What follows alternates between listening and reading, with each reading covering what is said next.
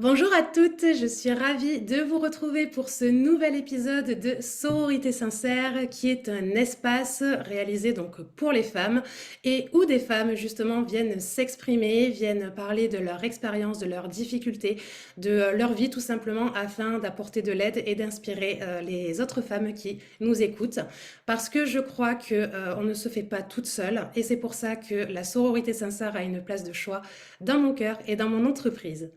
Et pour aujourd'hui, je suis ravie de vous présenter Pêche du compte Instagram Pêche Églantine. Pêche, peux-tu te présenter et nous parler un peu de ton parcours et de ce qui t'a poussé à te lancer dans l'entrepreneuriat, s'il te plaît? Tout ça, eh bien déjà, bonjour à toutes, à tous peut-être, on verra, qui sait. Merci infiniment Cynthia déjà pour cette invitation. Je sais, tu m'en parlais en off que ça fait longtemps que tu es là et c'est toujours extrêmement touchant de rencontrer des personnes qui nous suivent, qui nous soutiennent depuis tellement d'années et cette sororité sincère, je crois que tu l'incarnes très très bien. Donc déjà, merci infiniment pour ça et pour avoir créé cet espace aussi. Ensuite, du coup, ce que je fais pour mettre l'étiquette sur la tête, essayer de se mettre dans une case, je suis coach et accompagnante d'entrepreneurs. Depuis plus de 5 ans maintenant, j'accompagne notamment les entrepreneurs engagés, les entrepreneurs de la vie, les entrepreneurs qui veulent prendre soin de cette vie en nous, en elles et autour de nous aussi, à y aller, à y arriver, à oser, à créer leur propre à sa manière à elle, avec qui elle est, avec son énergie, avec sa singularité. Et c'est vraiment, on va dire, ma singularité à moi, c'est de partir de qui la personne est, de ce qu'il y a au fond de votre tripes, au fond de votre cœur, dans votre personnalité, dans vos valeurs, dans votre vision de la vie, et de faire en sorte, petit à petit, avec des méthodes, des stratégies, des réflexions, beaucoup de cheminement intérieur aussi, bah, d'en faire quelque chose de vrai, de concret, de tangible aussi que vous vivez et puis de permettre à chacune de, comme tu le disais, tout à l'heure en off également, de s'autonomiser, d'être indépendante, d'être fière, d'être responsable, hem, vraiment à l'aise et confiante avec qui elle est, avec ce qu'elle fait et de voir loin, de voir grand, toujours, selon sa vision à elle. Ça ne veut pas dire d'avoir du pouvoir, d'avoir de la renommée, d'avoir de l'argent, tout ça, on peut en avoir rien à secouer et c'est très, très, très bien aussi, mais juste avoir, la vie et l'impact qu'on souhaite avoir. Donc ça, c'est mon métier en alliant à chaque fois ce qu'on appelle, le dev perso, toute la partie estime de soi, confiance en soi, leadership, relation à l'argent et cetera et puis toute la partie plus, entrepreneuriale pure et dure. Comment faire connaître son activité, comment développer son projet, comment avoir des clients, comment le faire grandir, comment après, automatiser, déléguer et cetera. Donc vraiment toute la branche, communication, vente, relations clients. Donc vraiment un accompagnement, 360 degrés avec des formations, du coaching, des trucs comme ça. Donc ça, c'est ce que je fais aujourd'hui avec, avec un immense sourire, beaucoup de remises en question au fil de ce parcours-là, mais toujours ce sens et cette mission profonde de permettre aux femmes de les guider pour qu'elles deviennent leurs propres guides et qu'elles osent et qu'elles aient cette audace et ce courage d'y aller, d'oser, de croire en elles et de réaliser ce qui les fait vibrer à l'intérieur. Et du coup, ça a été un parcours à la fois évident pour moi, mais pas évident à mettre en place. Ouais. Tu vois, avec cette, dichotomie, ce dilemme parfois qu'on peut ressentir entre on est appelé par quelque chose, parfois on ne sait pas trop quoi, on sait juste que c'est ailleurs, que c'est pas ça. Mm. Et en même temps, la facilité et le confort Ah d'être oui. validé, d'avoir coché les bonnes cases de la société. Ouais. Tu vois, j'ai grandi en étant cette petite fille qui voulait être parfaite, la petite fille idéale, tu vois? Mm. Hem, pour 1000 et une raisons, hem j'ai été élevée par ma maman toute seule avec ma sœur et du coup très tôt, très vite, j'ai porté beaucoup sur les épaules et je voulais pas faire de vagues parce que je la voyais elle trimer, souffrir parfois, souvent, sans qu'elle le dise parce que et du coup, il y avait ce costume, on va dire, ce masque de la femme forte qu'elle est évidemment. Mais tu vois j'endosse le rôle de la mère pour mes enfants et j'y vais et je fais en sorte qu'elle ne manque de rien. Et en même temps, du coup, la petite fille derrière qui voit sa maman comme ce qu'elle est, un être exceptionnel et en même temps qui ressent la douleur, la souffrance, la peine, la tristesse, euh, euh, de tout ça, d'élever des enfants toute seule avec ce que ça peut engendrer. Et du coup, ouais, cette petite fille que j'étais, que je suis encore, il y a un bout de moi qui l'est resté, évidemment, qui m'a construit. Euh, je dois être grande, je dois être forte aussi. Je dois pas faire de vagues, je dois avoir des bonnes notes à l'école, je dois être gentille, serviable, souriante, ramener la joie que peut-être ma mère a perdue d'une certaine manière. Et donc, ça fait une petite fille, bah oui, très heureuse et qui a vécu avec beaucoup, beaucoup d'amour, qui a grandi avec ça. Et qui a aussi grandi avec je dois bien faire, je dois faire parfait, je dois réussir, je dois cocher les cases, je dois rassurer. Et donc, ça fait voilà, plein de bonnes notes à l'école, des félicitations, un super bac, une classe prépa, une école de commerce, une grande école de commerce, tu sais, comme elles aiment s'appeler. Et, euh, et puis, j'arrive au bout de tout ça avec un sentiment de vide immense. Ok. Ça t'est arrivé à quelle Tu vois, période? bah, à la fin de mon école de commerce, je pense à la fin du master, tu vois, j'ai fait 2 ans de prépa et après 3 ans de master en école de commerce, spécialité marketing, entrepreneuriat, communication, tout ça. Puis embarqué dans le CDI, et puis tu es là, tu arrives, et plus tu avances, enfin plus j'ai avancé, plus je sentais la difficulté de me lever le matin, la D'accord. difficulté à trouver du sens dans mes projets, dans ce que je faisais. J'avais une chouette équipe, tu vois, j'avais beau travailler dans une entreprise qui était à l'encontre de mes valeurs d'une certaine manière, même si c'était une chouette entreprise familiale, tu vois, il y avait des valeurs humaines très chouettes, mais c'était une entreprise dans l'automobile. Je fais tout à vélo, je passe ma vie à vélo, je fais mes courses à vélo, je vais partout à vélo, pas de voiture, quoi. Ça n'existe pas dans ma vie et je comprends pas. Enfin, je comprends. Bien sûr, c'est hyper utile et il y a des gens qui peuvent pas se le permettre. Moi, je peux me permettre de faire la majorité des choses à vélo, donc je le fais. Et rien que pour ça, ça a du sens pour moi au-delà de la facilité, du slalom, du truc. Bref, c'est un engagement. Et je sais pas pourquoi je te disais ça maintenant. Parce que Si, parce que par du coup, rapport à ce que l'entreprise dans tu l'industrie automobile, moi qui n'avais jamais eu de voiture de ma vie, j'avais le permis parce que pratique, mais sinon, jamais de voiture. Et donc, ça, tu vois, déjà, les produits me parlaient pas, le sens de tout ça me parlait pas, les missions, bah, je savais faire, je faisais bien, mais je me voyais venir au travail le plus tard possible, repartir le plus tôt possible. Et à côté de ça, j'ai créé un blog, OK. Pêcher Églantine. Ça a commencé comme ça, OK. C'est là où tout a commencé. Et je savais pas ce que je faisais. Tu vois, c'était l'époque où bah, les blogs, c'était des journaux intimes, et moi, je l'ai vraiment vu comme ça. C'était ma soupape, c'était mon oxygène, c'était là où je pouvais être moi, là où je pouvais donner du sens, là où je pouvais partager un peu de mes réflexions, ce que je voyais, ce que je ressentais, ce que j'apprenais aussi sur le bien-être, le yoga, le sport, l'alimentation saine.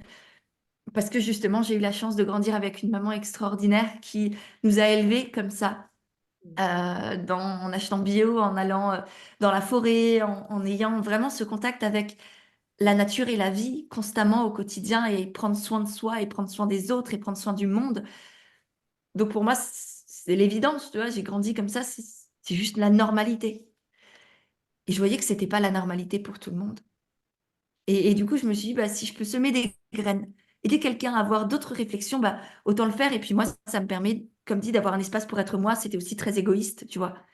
Et je crois que c'est important dans nos projets d'avoir cette part d'égoïsme-là, Pour prendre sa que ça place. nous nourrisse intérieurement pour que quelles que soient les retombées que ça ait, la visibilité ou pas, que ça nous apporte des clients ou quoi, ou de l'argent ou non, juste que ça nous fasse du bien. Et je le vois chez mes clientes, c'est quand elles partent d'un projet qui les anime intérieurement, ou c'est un combat presque pour elles, ben en fait que leur poste fasse un buzz ou pas, qu'elles aient des clients dès qu'elles lancent leur programme ou non, ben en fait elles restent accrochées parce qu'elles savent pourquoi elles le font.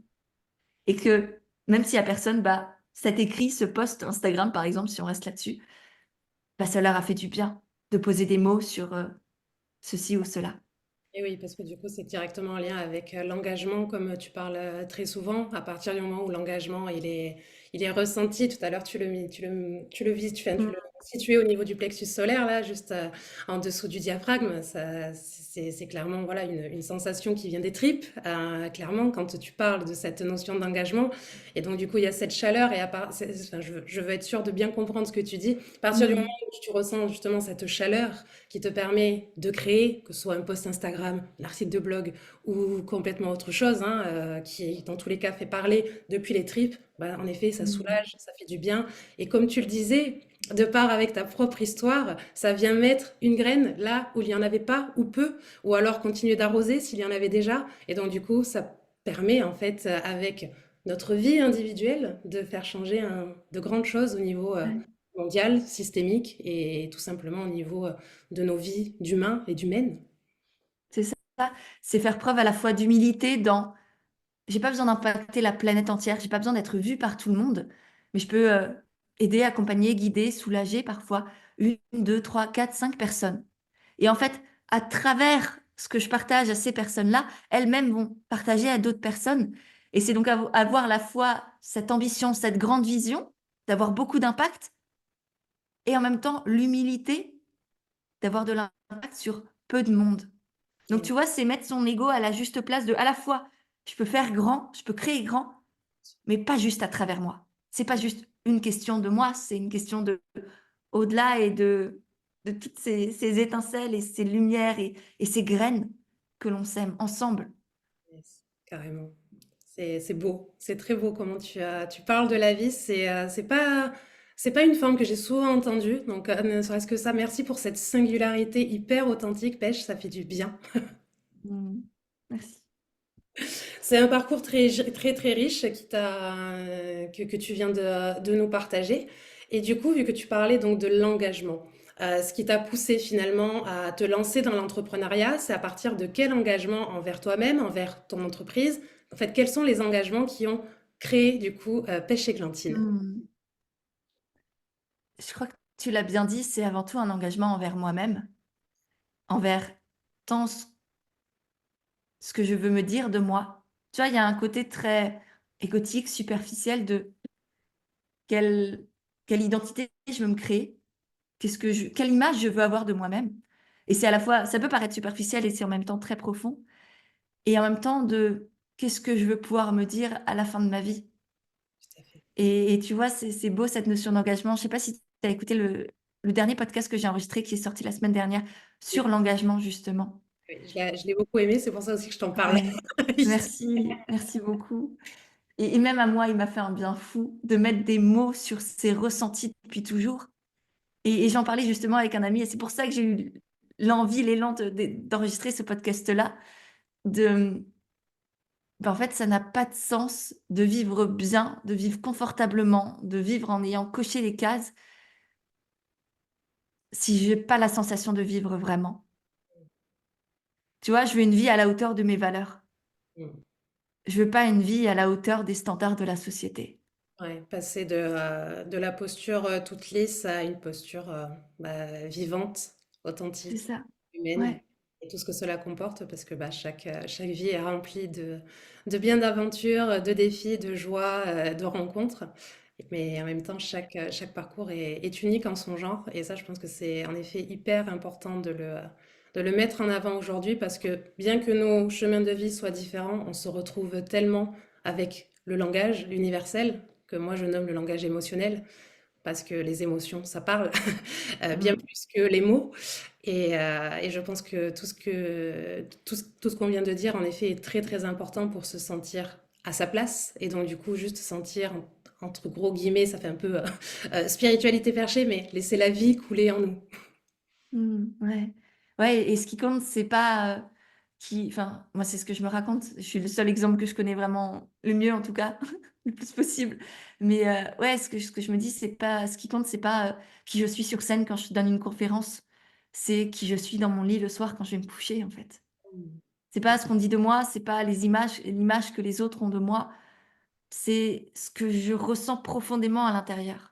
Quand j'arrête de mentir, quand j'arrête de faire l'autruche, quand j'arrête de me raconter, je sais pas quelle identité ou quoi, c'est qu'est-ce que je ressens profondément dans mes tripes, dans mon cœur, encore une fois, en termes d'alignement, en termes de joie, en termes de courage et d'audace, parce qu'il y a aussi ça chez moi qui est extrêmement important, faire de son mieux à chaque instant, essayer de se dépasser à chaque instant, accepter quand ça va pas, accepter quand ça va mal, mais juste, ouais, cette notion de dépassement de soi, d'aller un peu plus loin ou en tout cas d'essayer de tenter et parce que c'est là où on construit aussi notre fierté, notre confiance, notre envie, notre joie et Sur qu'on les se découvre aussi dans les échecs, dans, les tourmentes, dans les difficultés qu'on va rencontrer. Comment je réagis à ça? Pourquoi j'ai réagi comme ça? C'est très beau et ça se vit à chaque instant dans n'importe quelle situation. Un con qui nous klaxonne dans la rue, ah bah tiens, je l'ai jugé direct en tant que con. Ça se trouve, en fait, il était hyper pressé, il a sa femme à côté qui est en train d'accoucher et moi j'étais au milieu de la route en train de traverser, ça lui a pas plu. OK, il est stressé et je comprends et ça peut être à la salle de sport quand, tu dis: «Je vais pas y arriver à soulever ce poids», par exemple et qu'en fait, tu le décroches au plafond parce que tu as décidé d'y arriver et c'est des petites choses comme ça et tu vois, hier, je partageais en story sur Insta, justement une image de, je fais du CrossFit et du coup, je partageais, une barre assez lourde et on m'a dit: «Tu vas devenir un homme avec ça, c'est hyper masculin, c'est pas féminin du tout».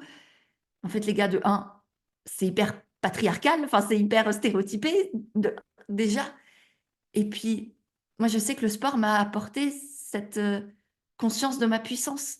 Mmh. Enfin, tu vois, ça fait du bien de se sentir puissante à certains moments. Ça fait du bien d'être hyper vulnérable.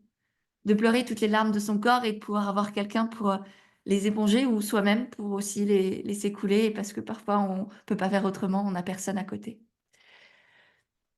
Et ouais, pardon, je me suis perdue, mais oui, du coup, ressentir cette puissance en soi, s'autoriser à être une femme puissante, bah, ça fait du bien aussi et moi je sais que le sport m'aide là-dedans. Mmh. Parce que Mmh. c'est pas quelque chose auquel je connectais avant à force de vouloir, cocher les cases et faire plaisir et être valorisée, validée et tout ça, je me suis perdue dans voilà, c'est qui moi?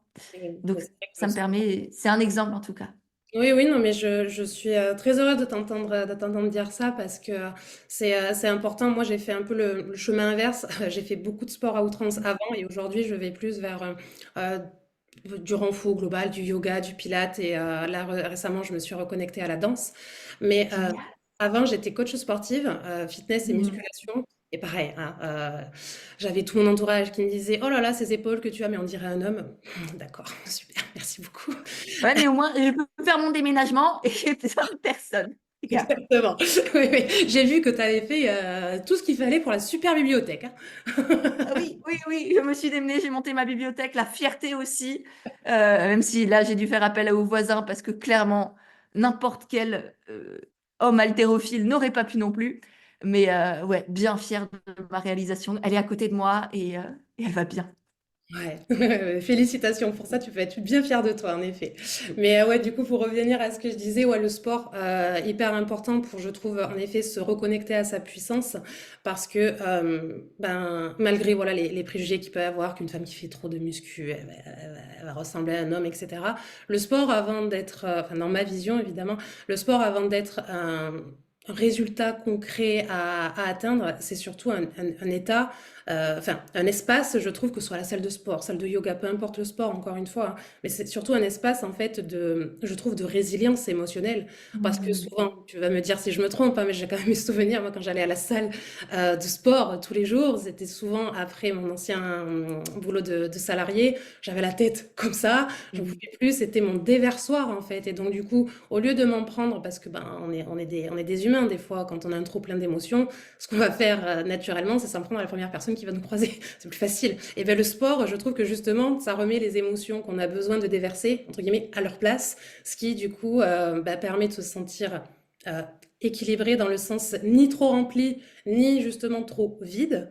Et en même temps, ça laisse, comment dire, de, de l'espace, de la connexion, je trouve, un peu plus après pour nos relations. Parce que je trouve que le sport, justement, enfin, aidant à lâcher un peu nos émotions, à les vivre, à voir ce qui nous traverse, à voir tout ce qu'on a accumulé dans la journée ou dans la semaine, peu importe à quel rythme on y va, bah, ça permet ensuite d'avoir un esprit beaucoup plus disponible et clair pour pouvoir échanger sur les choses qui importent vraiment pour nous, une fois que justement on a pu se décharger de ce trop-plein de pensées, d'émotions, d'angoisse, de stress ou que sais-je.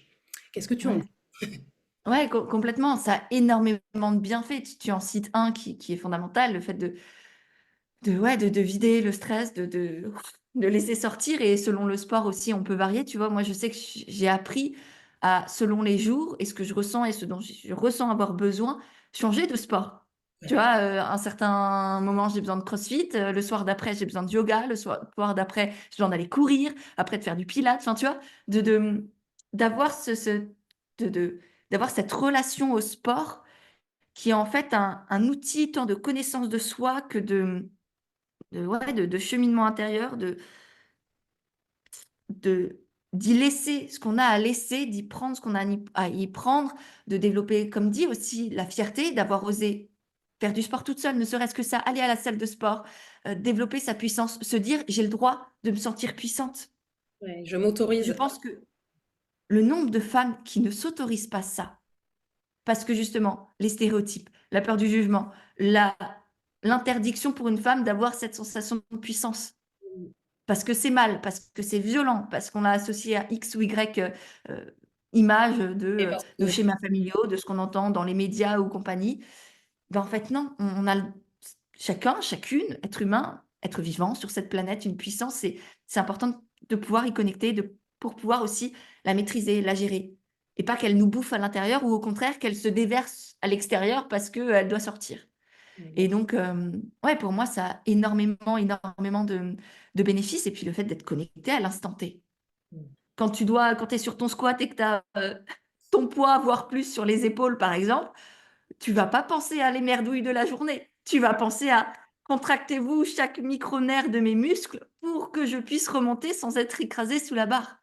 voilà, Et je exactement sais que et ça, ça surtout devient un état méditatif. exactement et surtout contracter le périnée les filles, s'il vous plaît. Surtout le Ouais, périnée sur l'effort. Quand on remonte, on squatte, on contracte ouais. le périnée pour protéger ses lombaires, hein. Ouais, ouais, clairement. Et sur plein de mouvements, enfin les abdos aussi, bref.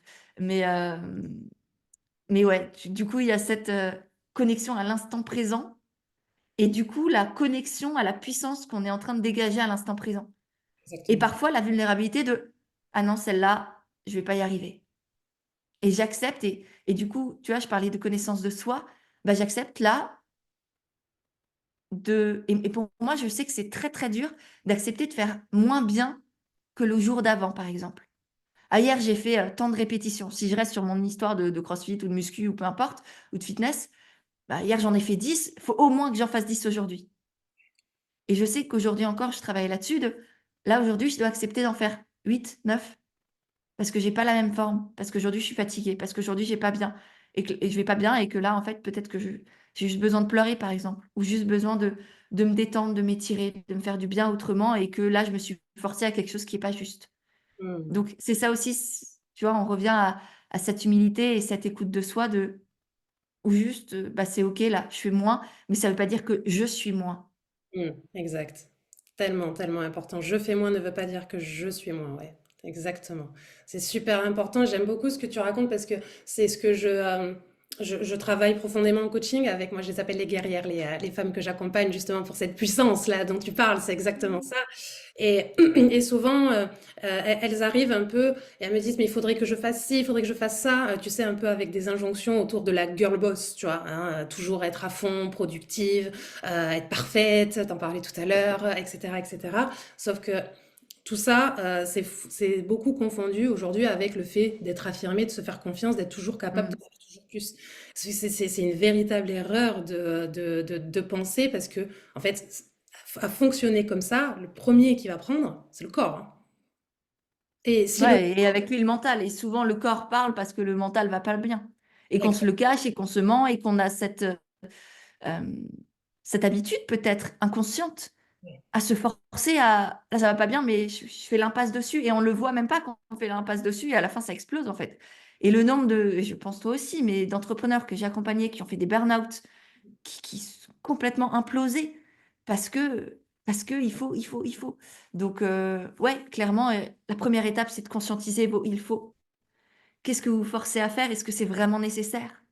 Est-ce qu'il y a pas une alternative? Est-ce que vous pouvez pas juste et simplement le mettre de côté et agir autrement? Ça veut pas dire, s'étaler dans son canapé, ça veut dire d'agir avec plus de conscience, plus de joie, plus de vérité, d'écoute aussi de soi. et oui, Et ça aura beaucoup plus d'impact aussi. dans vos entreprises, dans vos projets X ou Y, dans vos vies, dans vos relations? Et c'est exactement ça, parce que moi, je me suis lancée il y a 4 ans, ça fait 5 ans que j'exerce en tant que coach de vie. Et c'est vrai que je le vois, hein, enfin, je le vois, donc du coup, je l'ai expérimenté, donc je le sais, mais je me vois encore me surprendre dans ce petit schéma-là, qui est de, bah, je sais que j'ai besoin de me reposer parce que quand je me repose, pour de vrai, hein, c'est-à-dire que j'ai pas Mmh. mes notifs Instagram ou mes notifs mail ou que sais-je qui sont là pour me rappeler que je suis quand même entrepreneur. Donc, quand je me repose vraiment avec vraiment un cadre de repos et qu'après je reviens dans mon entreprise, mais c'est un truc de fou. À chaque fois, je me choque moi-même, hein, mais je suis pas encore assez choquée parce que des fois, je ne prends pas encore assez de repos. Mais je me dis, mais ouah, comment j'y vois clair, comment je suis sereine, comment je sais où je vais, comment, voilà, en fait, je suis encore plus confiante, je me sens encore plus connectée à mes tripes, à ma puissance, comme tu disais tout à l'heure. Et ça demande, bien sûr, de la vérité, comme tu le disais très bien il y a 5 minutes. Mais je trouve que du coup, pour accéder à la vérité, c'est important d'accéder d'abord à sa vulnérabilité. Et pour accéder à sa vulnérabilité, c'est important de savoir de quoi on a besoin. Et des fois, ce qu'on a besoin, c'est pas de faire de chiffre d'affaires, d'avoir plus de clientes, etc., etc. Des fois, ça passe par se sentir considéré dans sa relation de couple. Ça passe par se mettre beaucoup plus au repos, hein, d'avoir des vrais cadres de repos. Ça peut passer par se mettre un peu plus au sport ou, comme tu le disais tout à l'heure, ajuster en fonction de notre énergie. Je connais beaucoup de femmes qui ajustent aussi leur routine sportive, leur routine pardon, sportive et entrepreneuriale en fonction de leur cycle menstruel. Et bref, comme tu le disais, en fait, il y a plein d'ajustements à faire. Mais pour ça, il faut en effet, enfin, il faut, je ne veux pas remettre d'injonction encore plus, mais en tout cas, j'inviterai plutôt à se connecter vraiment à ses besoins et de faire preuve de vulnérabilité et remettre, comme tu le disais, l'ego un peu à sa place parce que la vulnérabilité va se rapprocher donc de l'humilité et ces deux éléments ensemble, vulnérabilité et humilité, ça crée énormément de confiance et d'égalité aussi Mmh. dans nos relations, que ce soit professionnelles ou personnelles, encore une fois. Et même à Ouais, soi-même, d'ailleurs. Même avec la ouais. relation à soi-même, Ouais, tout à fait et malheureusement aujourd'hui tout ça, ça demande du courage c'est vrai. parce qu'il y a toujours ces peurs et tu vois, je pense d'être connecté à ses besoins clairement, c'est vital. C'est un des premiers piliers de n'importe quel être humain, j'allais dire entrepreneur et oui, peut-être presque encore plus parce qu'on est souvent, en tout cas quand on se lance et qu'on est tout seul, on est toute notre entreprise en même temps. On n'a personne pour déléguer. Enfin, tu vois, moi pendant les premières années, bah, j'avais pas d'équipe, je faisais tout toute seule comme beaucoup et tant mieux. Enfin, c'est important pour moi qu'on commence comme ça et enfin voilà. Mais, heu, mais ouais, ça malheureusement demande du courage parce qu'il y a encore ces jugements, ces injonctions, beaucoup de croyances, beaucoup de schémas, beaucoup de stéréotypes qui font qu'on a cette peur d'être jugé, on a la honte qui nous traverse aussi. Et je pense que la honte, c'est l'une des émotions, hem, qui nous empêche le plus d'être vraiment vrai. Parce que la tristesse, la colère, on en parle beaucoup. Ce qui nous fait honte, c'est vraiment, vraiment beaucoup plus dur. Tu vois? Presque le fait d'être en colère, bah, c'est une force, un soutien. Aujourd'hui, voilà, partager ses idées, ses opinions sur, Instagram ou les médias, c'est plus facile, on va dire, qu'avant, même si beaucoup en ont peur quand même. La tristesse, pareil, quand on est une femme, c'est peut-être plus simple, malheureusement aussi. Mais c'est vrai que la honte, qui du coup est directement liée au regard des autres, la honte, elle est pas envers soi-même, sinon c'est, plus de la culpabilité, du jugement. La honte, c'est le regard de l'autre sur soi qui nous fait peur. Je pense que c'est elle aussi qui nous faudrait, aller creuser de pourquoi j'ai honte? C'est quoi le risque derrière? Est-ce que Yes. la personne en face ne vit pas exactement la même chose? Mmh mh. Exactement, mais c'est toute l'essence en fait de Sororité Sincère. Je ne sais pas si tu avais eu l'occasion de regarder l'épisode qui a été tourné juste avant le nôtre avec Hélène Ragousseau. Justement, on parlait de qu'est-ce qui pouvait... Enfin, on a parlé de la honte, notamment chez les femmes. Hélène est une prof de danse et donc du coup, elle a vraiment une vision somatique des choses. Et donc du coup, on parlait justement de tout ce tout ce qu'on a pu hériter nous en tant que femmes au niveau transgénérationnel le poids enfin, la honte aujourd'hui qu'on ressent beaucoup, c'est intéressant, je trouve, d'aller regarder Mmh à mh, qui mmh ça mh, mmh. appartient vraiment, Ouais. parce qu'il y a du tri à faire, les girls, entre ce pourquoi on a de quoi avoir honte aujourd'hui, pareil, hein, on met de la nuance dans ce que je dis, et pourquoi aussi c'est plus d'actualité, parce que bah, là, on parle, tu as reçu Laura Besson, hein, de fermeture du Ouais. territoire psychique entre qu'est-ce qui m'appartient de ce qui ne m'appartient pas. C'est un travail exigeant à faire, évidemment, mais tellement libérateur pour se reconnecter justement à ce que tu disais, cette puissance et avoir de moins en moins honte de qui on est, de comment on est Ouais. devant l'autre, pour se sentir puissante et pour sentir la puissance aussi de nos relations. Mmh mh. Ouais et l'entrepreneuriat, c'est un merveilleux vecteur de ça, d'audace, de courage, de je mets mes peurs, ma honte et souvent c'est très nombriliste aussi, tu vois? Là, je suis concentrée sur, mes peurs qui sont tout à fait légitimes, mais qui sont très auto-centrées et qui m'empêchent de, partager qui je suis, ce que je sais, ce que je fais, ce que je peux proposer pour aider les autres aussi à avancer sur leur chemin et ouais, l'entrepreneuriat, c'est un chemin exceptionnel sur, une aventure exceptionnelle, intérieure et extérieure, mais notamment pour transcender cette honte, transcender ces peurs. Les traversées, elles seront toujours là. C'est juste apprendre à y aller un peu plus vite à chaque fois, avec plus de douceur, plus de facilité et de simplicité aussi. Et c'est un cadeau exceptionnel à s'offrir, d'oser parler de ce qui nous fait honte. Et bien souvent, pour celles qui ressentent ça, vous verrez que derrière, il y a juste de l'amour qui vous attend et des personnes qui vous diront merci ou des personnes qui verront même pas pourquoi vous avez eu honte, parce que pour elles, c'est leur normalité. Donc c'est aussi nous qui nous créons ces schémas de pensée, ces croyances-là sur nous-mêmes, alors que les autres, bien souvent, ils en ont juste rien à secouer parce qu'ils sont eux-mêmes autocentrés. Faut bien se rappeler ça de: «On est tous sur notre petit nombril». Tout à fait. Donc ouais, s'autoriser à partager ça, je crois que c'est un cadeau exceptionnel. La communication, les réseaux sociaux, ça peut paraître très superficiel, très égotique, très je me mets en avant, mais en fait, je crois que pour beaucoup, c'est aussi une manière de se penser les plaies, Mm. de d'oser, tu vois? D'oser se montrer. Pour tellement, tellement de femmes, c'est encore compliqué. Eh oui, bien sûr, avec les injonctions, ben justement, là, tu viens de les citer. Enfin, je pense qu'il y a en partie, en effet, une grosse histoire de croyance individuelle, mais il y a aussi ben, le poids de ces injonctions qui font que c'est difficile de sortir de cette honte pour se permettre de dire des choses, pour se positionner, pour, voilà, pour avoir des discours engagés, etc., etc. Parce que moi, je me suis assumée beaucoup plus féministe cette année, au moment des Mmh. législatives. Parce qu'il y avait besoin aussi de voilà, hein, n'est-ce pas? On va pas parler de ça maintenant, mais je crois qu'on est de toute façon, je t'ai suivi à ce moment-là, on était plus ou moins sur la même, longueur d'onde. Donc je me suis bougée à ce moment-là et à ce moment-là, j'ai reçu, tu vois, pas mal de messages privés de femmes, qui me disaient, que, ben, c'était pas si simple que ça, que de parler de politique parce que du coup, il y a tellement de choses et puis en même temps, beh, beaucoup me disent: «Mais moi, je connais rien à la politique». Il y a Mmh. beaucoup cette chose-là, alors que finalement, tout ce qu'on dit, toi et moi, depuis tout à l'heure, dans le fond, C'est politique, c'est hein. humain, mais c'est surtout politique, puisque politique vient, enfin, ça veut dire la vie en cité. Et là, tous les mots MAUX qu'on a pu parler depuis le début de cette rencontre sont en lien directement avec nos systèmes. On vivrait, je sais pas, il y a 200 ans ou 200 ans après, on n'aurait peut-être pas les mêmes problèmes, en espérant que le système patriarcal se soit cassé la gueule d'ici là, évidemment, on va tout faire pour ça. Mais dans 200 ans, on n'aura pas les mêmes, enfin, les mêmes questions qu'on se pose exactement aujourd'hui parce que j'espère bien qu'on aura des systèmes différents. Et je pense que c'est important en effet si on veut travailler sur cette notion de honte, enfin, si on veut travailler, si on veut la déconstruire, faut beaucoup regarder le poids du système sur nos propres ressentis et ce que ça nous permet du coup de créer en termes de comportement, de mots ou de non-dits aussi, beaucoup de non-dits. Ouais. Parce que la honte et Et les puis non-dits, hein, c'est des copines, elles s'entretiennent bien ensemble, hein. ouais, complètement et puis arrêter de croire que la légitimité appartient aux experts. Enfin, la politique, à partir du moment où on est citoyen d'un monde, d'un pays, d'un État, de peu importe, et on l'est tous sur cette planète, humains, même, qu'on vive dans une tribu aborigène ou nous, femmes françaises, privilégiées du coup, en tout cas en partie, nous là, rien que de vivre en France, on est privilégiés quoi et et ouais, de se dire: «Bah, en fait, j'ai quand même mon mot à dire».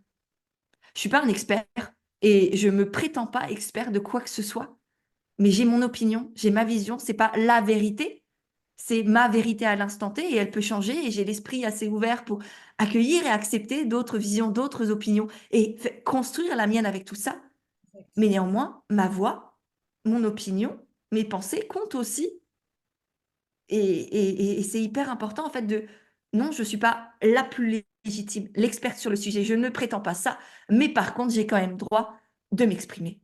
Yes. Et d'apporter ma pierre à l'édifice de cette intelligence collective, en fait, tout simplement, parce que Mais et sinon, dans quel monde on vit, en fait? c'est ça, Sinon, les puissants gardent leur puissance. Enfin, c'est Donald Trump qui va il a assez de, hein, voilà.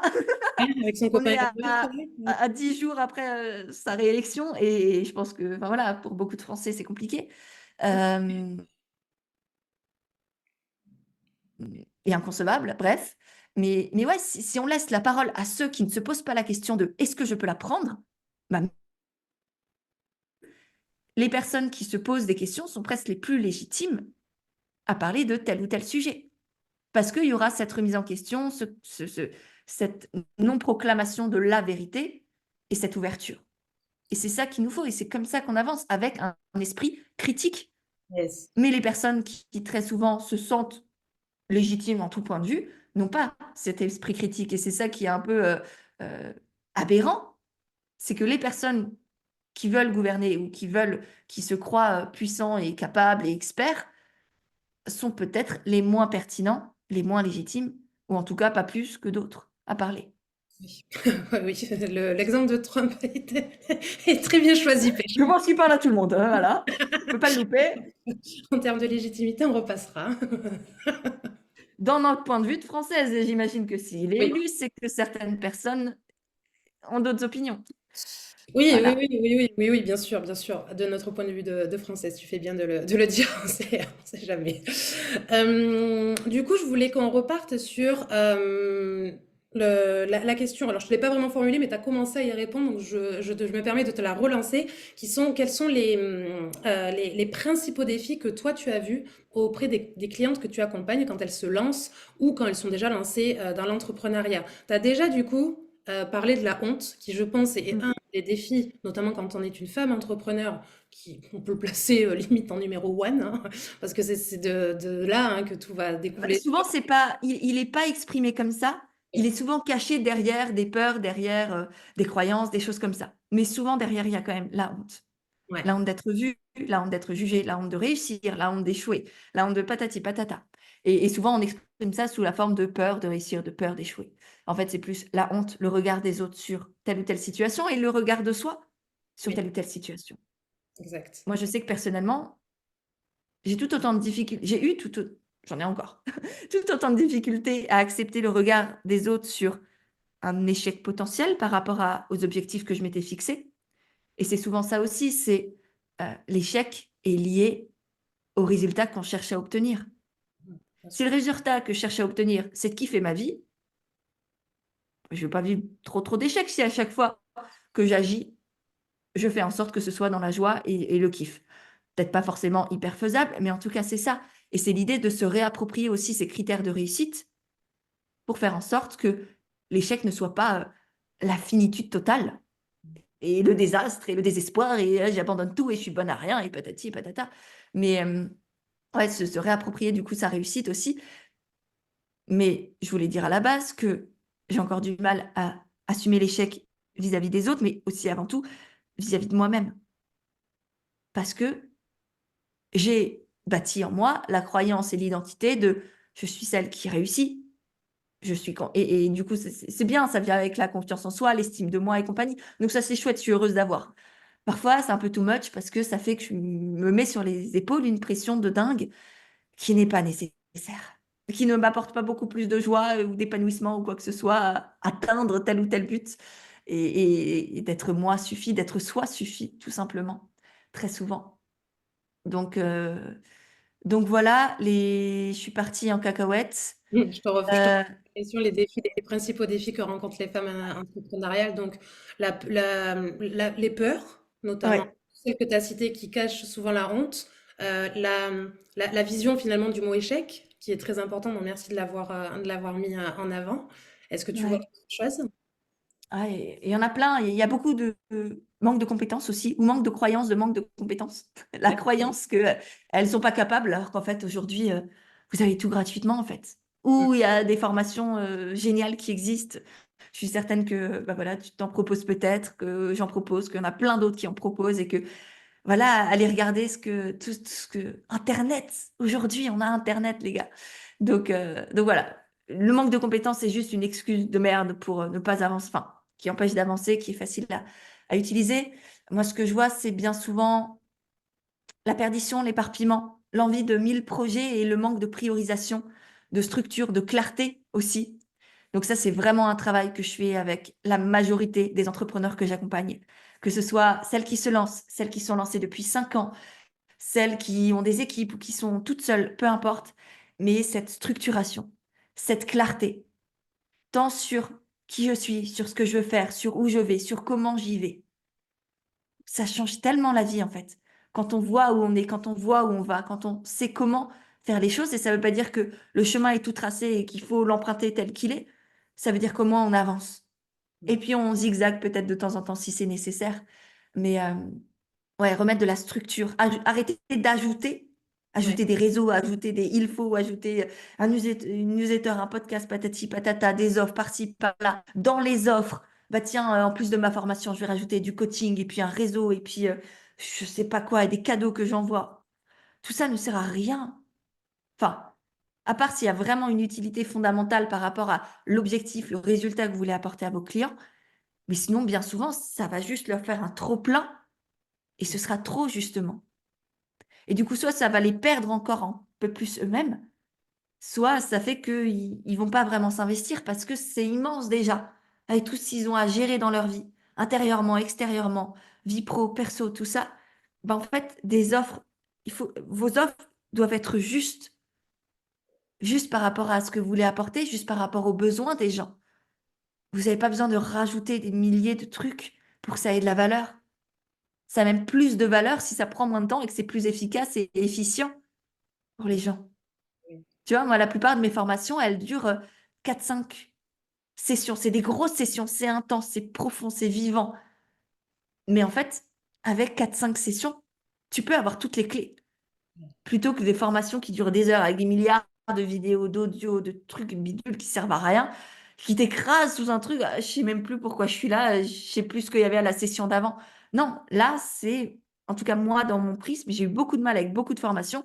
Et du coup, j'ai fait en sorte de créer des formations et des programmes où on va dans le vrai, dans le concret, à l'essentiel, où c'est hyper tangible pour avoir des résultats à la fin. Mm. Et donc, c'est vous demander aussi, qu'est-ce que je peux alléger pour aller au cœur de ce que je veux faire, pour apporter du vrai, de l'essentiel, de l'utile, et pas essayer de me rassurer moi en me disant j'apporte encore plus de valeur aux gens. Et oui, parce que bah, du Ça n'a coup, pas de sens. et oui, bah, en plus là, on est dans une posture de sauveur victime en plus Complètement.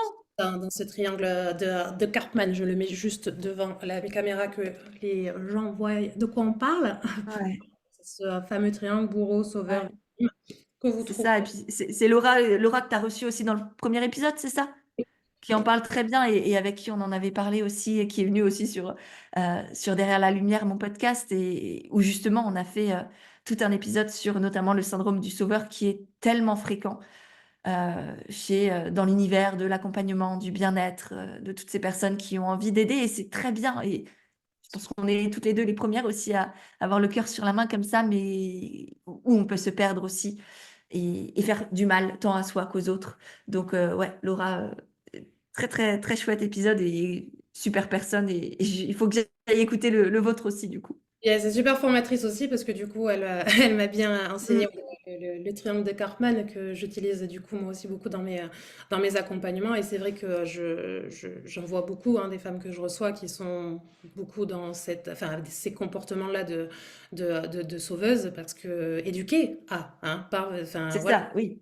Parce que je peux entendre des collègues dire ouais, t'es une sauveuse, sors de là. Non, non, t'es pas une sauveuse. Tu utilises des comportements de sauveuse que tu as appris depuis déjà très longtemps. Donc, c'est pas aussi facile de sortir des jeux psychologiques que ça en a l'air. Donc, ça, c'est important de le mettre là. Mais justement, pour revenir à ce que tu disais, quand on donne, se demander pourquoi on donne. Est-ce qu'on donne parce que pour revenir dans l'entrepreneuriat pur, autour d'une offre, bah, quand on donne un bonus en plus, est-ce qu'on le donne parce qu'on a l'impression que notre offre, elle n'est pas assez? Donc du coup, on cherche à compenser avec des milliards de bonus, par exemple. Ou, vas-y, Ou je te coupe juste parce qu'il y a un truc qui me vient qui est très fréquent aussi. dont je pense, il faut se méfier, c'est est-ce que je rajoute ces bonus pour vendre plus ou pour justifier mon prix? Tu Aussi. vois? Est-ce que c'est, purement une stratégie marketing ou est-ce que ça a du sens et que ça complète réellement ma formation de base? Exact. Ouais, bon, là, on est plus sur des questions plus stratégiques, vraiment sur Oui, l'entrepreneuriat mais pour le coup, mais tout est oui, lié, tu vois? exactement. Parfois les 2 sont là. C'est exactement ça. Donc du coup, ouais, c'est ça, c'est se poser ce genre de questions et de se dire, bon, je fais ça parce que vraiment, ça me fait vibrer, c'est en accord avec ma vision, ma structure, ma clarté et tout simplement, voilà, mon corps, comment il réagit face à ça. Est-ce qu'il est youpi, tout ouvert, la chaleur, ouais, on va retourner au lit tranquillement. Le corps aussi est un excellent indicateur pour que vous puissiez vous situer de est-ce que vous faites les choses par obligation, parce qu'il faut le faire, parce que comportement de sauveuse appris, etc., etc., ou parce que c'est conscient, comme tu le disais tout à l'heure, pensé, réfléchi, j'irais même intégré et vécu. Et quand je dis vécu, c'est mentalement, émotionnellement, physiquement, c'est s'englober dans sa globalité, s'englober, oui, dans sa globalité, je me comprends. Et à partir de là, bon, c'est très facile à dire comme ça, évidemment, ça demande un effort mental, hein, bien sûr, au début, un gros effort d'ailleurs, plusieurs même. Euh, Mmh. mais au fur et à mesure, oui, en effet, on peut sortir de ces comportements pour juste donner ce qui nous semble juste. Ça n'empêche pas que vous devez brider votre générosité, brider votre gentillesse, brider votre humanité. Non, non, non, surtout pas ça, on en a besoin, évidemment. Mais par contre, il y a une limite entre, voilà, être trop, donner trop sans arrêt, sans que l'autre, en fait, ait l'espace de lui donner un retour aussi. Ou Du même l'espace d'apprendre à demander, coup, l'espace d'apprendre à reprendre sa responsabilité. Parce qu'à force de donner, donner, donner, ben, en fait, on dissocie aussi l'autre de cette, capacité qu'il doit avoir à s'autonomiser, à être indépendant, à demander s'il en a besoin. Parce qu'à force de voir partout des conseils, tu vois? Et je trouve ça assez à la fois, si on prend Instagram, tu as des conseils de partout. À la fois, c'est chouette, tu apprends plein de trucs, encore, tu les retiens pas forcément. Mais tu vois, bien souvent, ou même en commentaire ou en story sur Insta, je sais pas si ça t'arrive aussi, tu parles d'un petit souci, d'un truc que tu as, sans forcément te demander de conseils. Tu reçois des dizaines de conseils de tout et n'importe qui. Mais les gars, je vous ai juste partagé par, humanité, vulnérabilité, une situation. Je vous ai pas demandé de conseils et rien que ça, c'est con. Mais moi, j'aime pas recevoir des conseils quand je les demande pas. bien sûr. Parce que j'ai l'impression que ça m'enlève justement, ma responsabilité, mon pouvoir, ma je sais pas quoi, il faudrait que je bosse dessus, tu vois? Mais j'aime pas les conseils non sollicités. Bah, je me permets de te compléter si c'est OK pour toi. Moi, dans ce que tu me racontes, je vois en fait une notion tout simplement de consentement, en Mmh. fait. Oui, c'est ça, c'est tout à fait ça. C'est clairement du consentement que, tu vois, quand tu mets une story, je sais pas, et j'ai envie de te formuler un conseil par rapport à ce que tu dis. Bah, le consentement voudrait dire, pêche, ce que tu viens de partager m'a inspiré quelque chose, j'aimerais te formuler un conseil. Est-ce que tu es OK pour le recevoir? C'est Et ça ça. ferait déjà, ne serait-ce que ça, tu vois, ça changerait l'approche. Toi, tu te sentirais, pour toujours cet exemple, tu te sentirais moins intrusé, j'imagine, parce que ça doit être très. Moi, ça m'arrive pas C'est beaucoup. ça. C'est très intrusif, en fait, Mmh, comme, mmh, mmh, mmh, comme mmh, mmh. attitude, en fait. Et je trouve que les réseaux sociaux ont un peu. Comment dire, effacer ça, en fait, cette notion de consentement, parce que tu imagines, en dehors des écrans, vraiment, tu dis un truc dans la rue, imagine ce que tu fais, ta story, je te vois la faire en présentiel. Du coup, ce que tu dis, ça me donne envie de te donner un conseil. Mais t'imagines, ça voudrait dire que dans la vraie vie, je t'arrête dans le fait que tu te filmes pour te dire, hé, pêche, au fait, voilà ce que le conseil que je pourrais te donner. Mais tu t'en rends bien compte. Et même quand tu parles de ça, je sais pas, à table ou quoi, bah, et que tu as envie de donner un conseil à la personne, tu vas quand même demander: «Est-ce que je peux te donner un conseil?» ou «Est-ce que, tiens, ça me fait penser à un truc, est-ce que, je peux t tu que je t'a» enfin, je sais pas, mais tu as quand même pas une approche de: «Je te balance direct le conseil» et je sais que ça vient, évidemment pour toutes celles qui m'écoutent et qui m'ont déjà envoyé ce type de messages, je les accueille avec amour et ouverture parce que je sais que ça vient d'un bon sentiment derrière. Mais néanmoins, rien que le conscientiser, est-ce que là, cette personne m'a demandé mon avis, ne serait-ce que ça, j'ai le droit de l'avoir. Mais est-ce que je vais lui partager? Peut-être pas forcément et tu vois, les réseaux sociaux sont presque violents par rapport au consentement. Oui, On nous balance à la gueule toute la journée, toujours plus et c'est nous aussi qui allons sur ces plateformes, donc il y a clairement une forme de responsabilité. Mais moi, par exemple, je suis abonnée à je sais pas si ça te le fait aussi, à des pages. Je regarde pas les infos, j'ai pas de télé chez moi. Mais par contre, je suis du coup quelques médias, notamment sur Instagram, d'information publique avec différentes opinions politiques pour un peu me savoir ce qui se passe dans le monde, tout simplement. Et parfois, en fait, je tombe sur des choses qui me choquent, des choses où là, émotionnellement, je suis peut-être pas prête à entendre ça. Même si c'est important et que l'idée, c'est pas de faire l'autruche, mais tu vois, rien que ça, c'est intrusif aussi. Et c'est violent quand tu ouvres ton appli, ton Insta à 22 heures et tu viens de passer une journée pourrie et tu as les larmes encore qui sont en train de sécher et tu vois, je sais pas quelle catastrophe ou. Enfin voilà ce qui s'est passé. Ça t'explose à la gueule.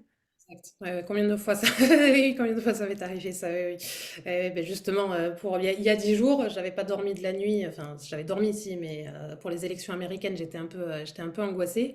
Le matin, je me suis dit: «OK, tu ne regardes pas les réseaux sociaux de la journée, Cynthia, sinon tu passes ta journée angoissée à souhait» et à un moment donné, j'y suis allée pour, répondre à un message, ça m'était important pour moi, je l'ai choisi, mais c'est vrai que j'ai pas choisi, du coup, la violence à laquelle j'étais exposée et j'ai dit: «Oh là là là là, j'étais pas prête».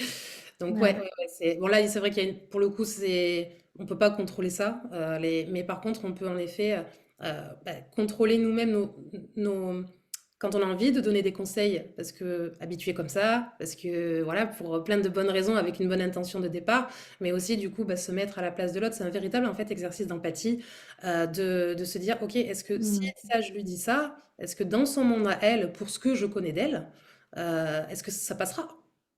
Je suis pas sûre. Ouais. Ah si, je suis sûre. Bon, alors on y va. Mais en fait, ça dépend de plein de choses. Enfin, la posture, hein, La posture. on ne fait que Ouais. c'est la base et en même temps, on ne fait que l'enrichir au fur et à mesure et on en apprend tous les jours sur sa propre posture, évidemment, quoi. Ouais, c'est ça. Et puis, comme dit, c'est beau de vouloir donner des conseils, c'est beau tout l'amour qu'il y a derrière et que c'est pour l'autre. Et en même temps, c'est aussi un peu pour nous, ça reste une posture de un peu plus supérieure, de supériorité, tu vois. De Avec, moi, je sais. Et c'est cool. Enfin, encore une fois, c'est d'un bon sentiment, mais ça reste une posture de supériorité. je me Euh, permets de remettre le triangle de Karpman ici parce qu'il nous le montre bien, en fait. Parce que là, hop, je vais te dire, là. On a ici vraiment la posture de domination, même en étant en sauveur ou en sauveuse en fait, hein. Sur le triangle, si le triangle il est souvent présenté comme ça, le triangle de Karpman, c'est pour une raison particulière. Parce que même si c'est beaucoup plus socialement accepté d'être une sauveuse, enfin, d'avoir des stratégies comportementales de sauveuse, ça reste quand même une posture de domination, parce que dans tous les cas, on s'adresse inconsciemment dans les comportements à une victime. Donc en effet, que ce mm, soit sauveuse ou bourreau, en tous les cas, c'est une posture de domination. En même temps, parfois, c'est la victime qui devient aussi dominant. Oui, par contre, oui, mais Mais dans un... bref, on va pas, Ouais, oui, mais ça, c'est l'autre on va pas complexité. faire le podcast avec Laura. Mais ouais, ouais, ouais. Donc, clairement, c'est hyper important. Euh, donc, ouais, il y a ça pour ce qui bloque les entrepreneurs. Je dirais aussi le rapport à l'argent, Ouais. Oui, c'est qui vrai que est un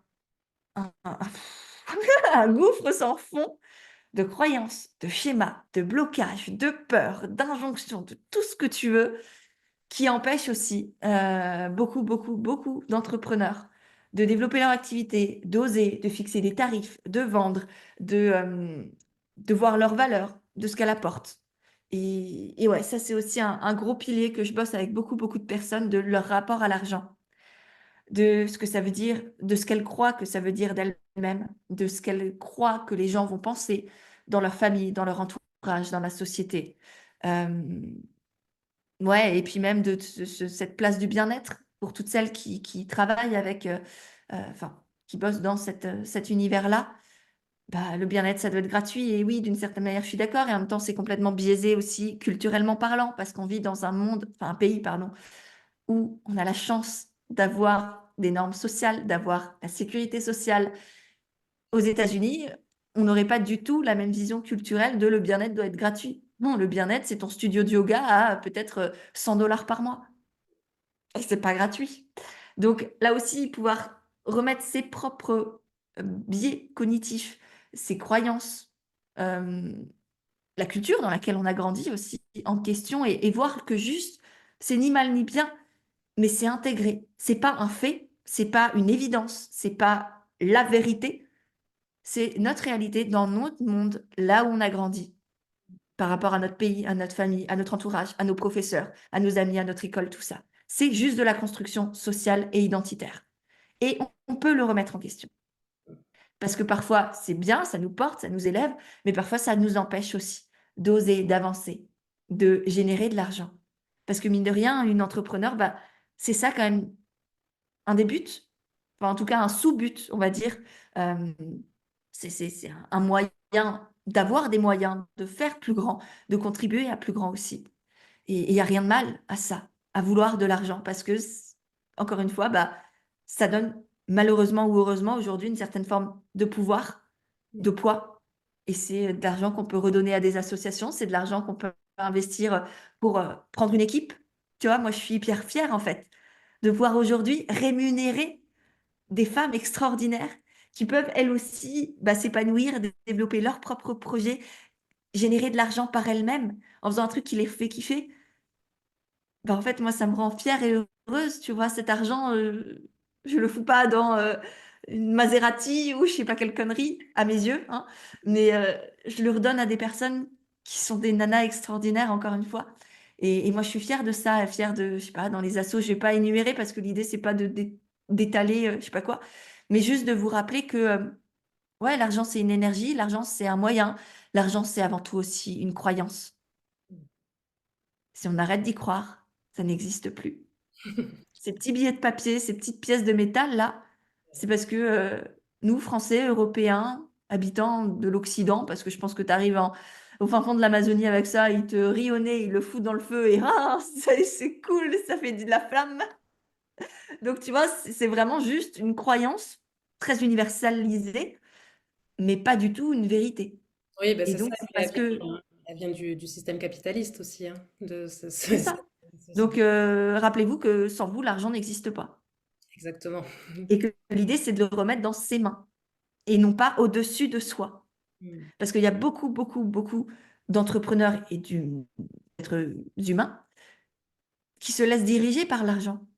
Tiens, je peux me payer ça. Tiens, je peux investir dans ça. Et du coup, tiens, je suis cela et ceci. Je suis pauvre, je suis riche, je suis, j'en sais rien. Mais tu vois, on a lié l'argent que l'on a à qui l'on est aussi très souvent. Identité, ouais. Et du coup, on l'a placé au-dessus de nous. Et là, le travail que je fais aussi, c'est de remettre l'argent dans ses mains, à son service. Au service de son entreprise, de sa vie, de ce qui compte pour nous Mmh. et de conscientiser notre capacité à en générer parce que c'est ça être entrepreneur. C'est pouvoir générer de l'argent par soi-même. Bah, merci pour ce rappel. Je pense que là, c'était très, très utile et important, surtout avec la période où, qu'on traverse actuellement, Mmh. en effet, de remettre l'argent à sa place entre nos mains et de le descendre de son piédestal aussi pour beaucoup. Ouais, c'est ça.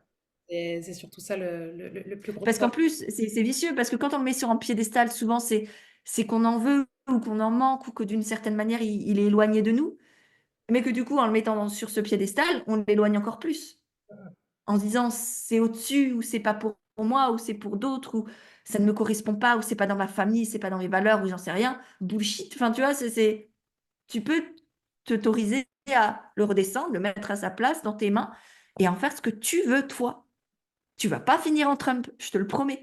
C'est non, parce qu'il y en a beaucoup qui ont aussi cette, croyance-là, tu peux le gérer. Tu peux te faire confiance pour réussir à le gérer, à le placer au bon endroit, à investir correctement en toi, dans ce qui compte pour toi, pour avancer, pour, développer des nouvelles compétences, pour développer ton activité en étant coaché, pour, creuser aussi à l'intérieur de toi avec, un psy, un coach, peu importe selon, les besoins et les tourments que tu traverses. Mais, ouais, c'est ça, remettons-le à sa place, Ouais, dans nos voilà. mains. Et oui, oui, pour qu'il ait la place qu'il mérite et que nous, enfin, tout à l'heure tu parlais de puissance, eh ben, au lieu de mettre autant de puissance dans l'argent, rappelons-nous qu'on est en capacité, nous, en effet, de le générer, de le créer. Cependant, je vais juste mettre une petite parenthèse là-dedans, parce que, il y a une notion qui me semble quand même importante à mettre en avant sur le fait sur la notion de transfuge de classe. Ça peut Mmh. être, je pense, hyper compliqué pour Ouais, certaines ouais, ouais, ouais. en effet, parce que justement, vu que tu as très bien expliqué tout à l'heure, on vient de cultures voilà, différentes, mais ancrées avec voilà, des systèmes, enfin des croyances familiales dans un système familial bien ancré.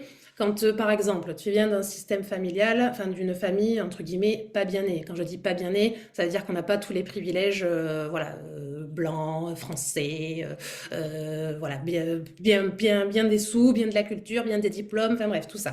Donc quand on n'est pas bien né, mais que finalement on fait des choix qui fait que ben, on arrive à avoir beaucoup plus de privilèges que quand on est né, ça reste à un moment donné, je pense quand même hyper Mhm. conflictuel intérieurement, là je parle plus de conflit intérieur, pour justement arriver à se dire que l'argent est un moyen à mettre simplement dans nos mains, bien que ça peut être aussi ça, mais je parle vraiment pour ces transfuges Mhm, de mhm, mhm, classe mhm. là, avec voilà ce Ouais. conflit intérieur. Qu'est-ce que tu pourrais dire à ces personnes-là? Parce que je pense que c'est important d'en parler dans le sens que la Covid, bon, peu importe, la période Covid a permis à beaucoup de personnes de milieux complètement différents, de justement de se lancer dans l'entrepreneuriat.